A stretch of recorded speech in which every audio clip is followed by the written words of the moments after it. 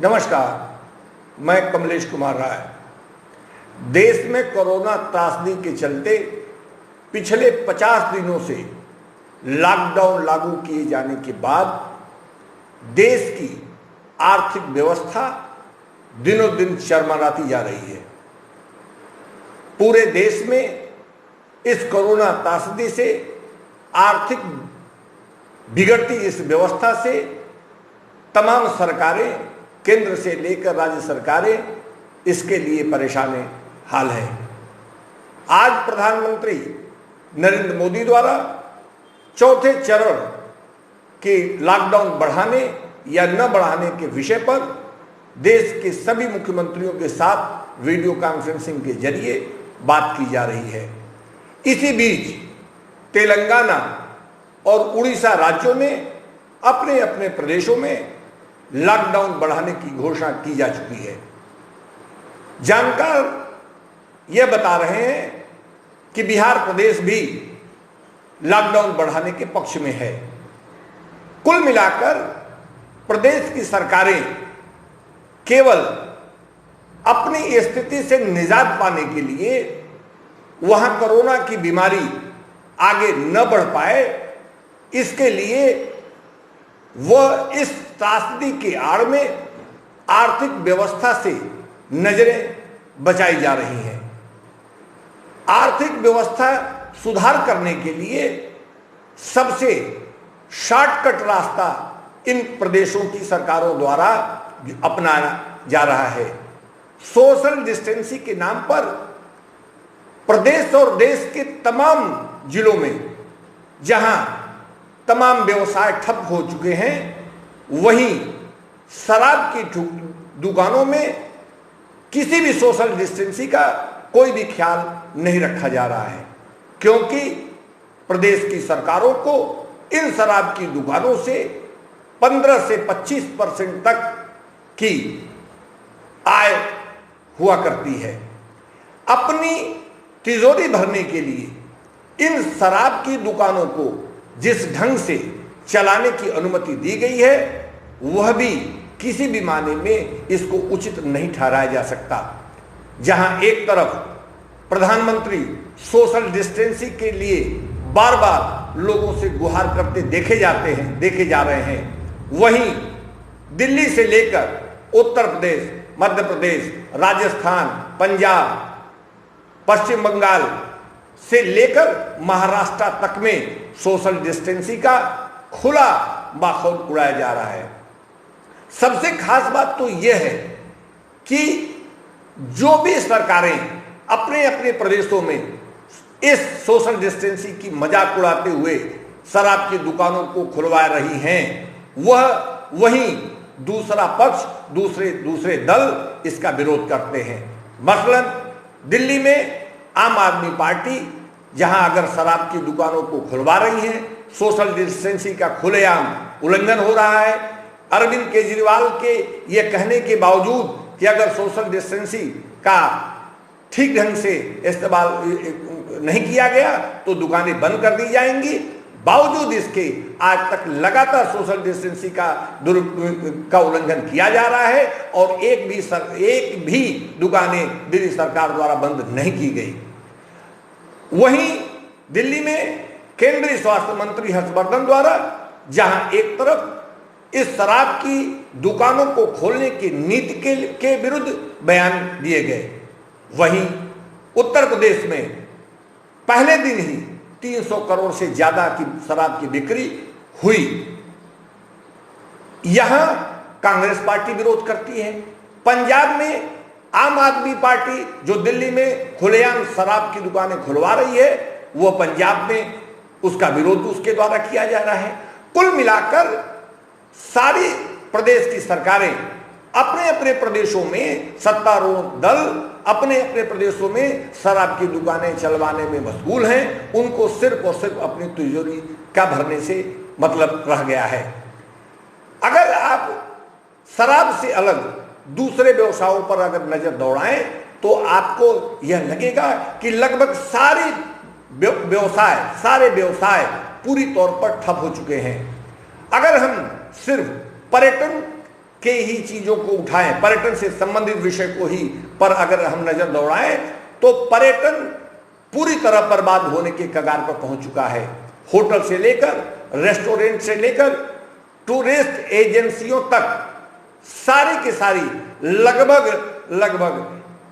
खस्ता हाल हो चुके हैं। एक बड़े टूरिस्ट कंपनी के प्रबंधक ने यहां तक उपभोक्ता मंच को बताया कि यदि आने वाले 6 महीने तक यह लॉकडाउन बना रहा और होटल रेस्टोरेंट की हालत यही रही, टूरिस्ट अगर नहीं आए तो लगता है बिकने की स्थिति, जो टूरिज्म से संबंधित जो टूरिस्ट एजेंसियां हैं उनको बिकने की स्थिति सामने खड़ी हो जाएंगी। होटल, रेस्टोरेंट, तमाम चीजें हैं जो लगभग बंद होने के कगार पर हैं। इनके कर्मचारियों को नोटिस दे दिया गया है, लोगों को पूरी सैलरियां नहीं दी जा रही हैं, लोग परेशान हैं, बावजूद इस पर कोई गंभीरता से विचार नहीं किया जा रहा है। इस पर्यटन से लेकर तमाम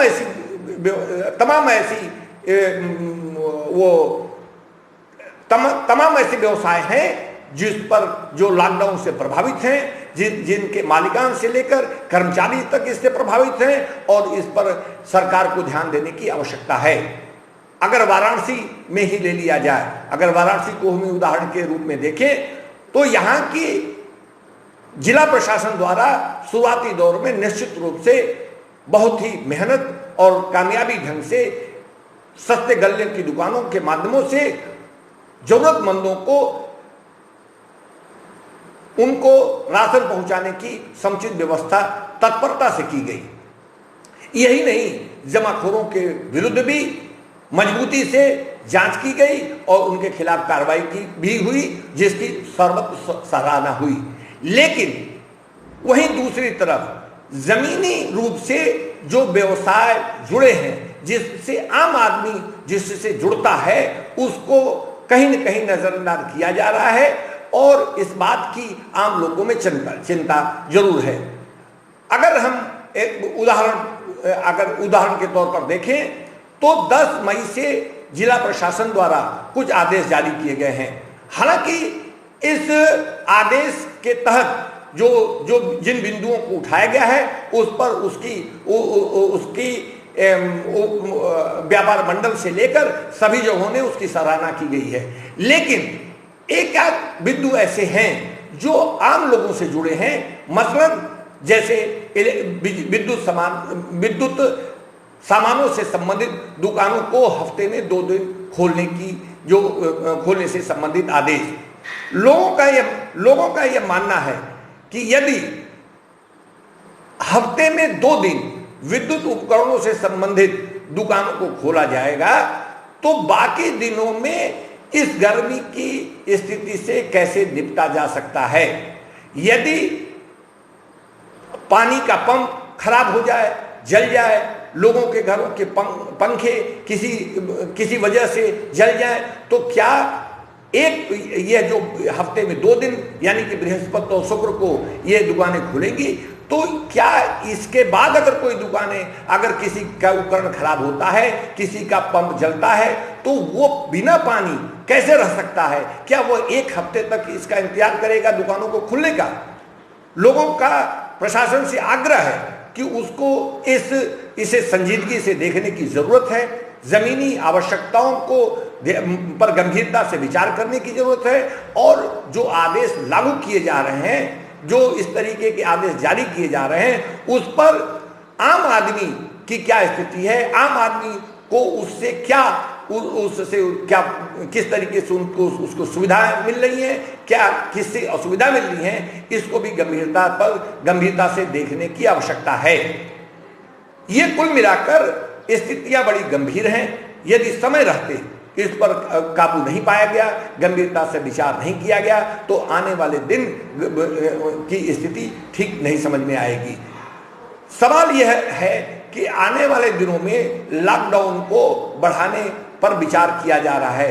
संभव है अगले 15 दिन के लिए, 2 हफ्ते के लिए लॉकडाउन को बढ़ा भी दिया जाए, लेकिन लॉकडाउन बढ़ाने के साथ साथ यदि लोगों के व्यवसायों को भी सुचारू रूप से चलाने का कोई रास्ता नहीं निकाला गया तो तमाम लोग सड़क पर आने में उनको समय नहीं लगेगा। और इससे सबसे ज्यादा अगर यदि कोई प्रभावित होगा तो वह छोटा तबका या मध्यम श्रेणी का तबका है, जो रोज कमाता है और रोज खाता है। ऐसी स्थिति में सरकार को लॉकडाउन बढ़ाने के पहले गंभीरता से ऐसे व्यवसायों को भी गंभीरता से लेने की जरूरत है, अन्यथा आने वाले दिनों की स्थिति बड़ी विकृत होगी। आर्थिक पैकेज भी सरकार द्वारा यथाशीघ्र देने की बात कही जा रही है, लेकिन जानकारों का यह कहना है कि यह सरकार द्वारा जो आर्थिक पैकेज देने की बात कही जा रही है, यह भी पर्याप्त रूप से इसी भी पर्याप्त रूप से लोगों को बहुत राहत मिलने की संभावना बहुत कम है। ऐसी स्थितियों में जो भी राहत पैकेज केंद्र सरकार द्वारा घोषित किए जाए उसमें जमीनी स्थिति जो आम व्यवसायी है उसकी स्थितियों पर गंभीरता से विचार करने की जरूरत है और ऐसी स्थितियों से निपटने के लिए राहत पैकेज देने की जरूरत है।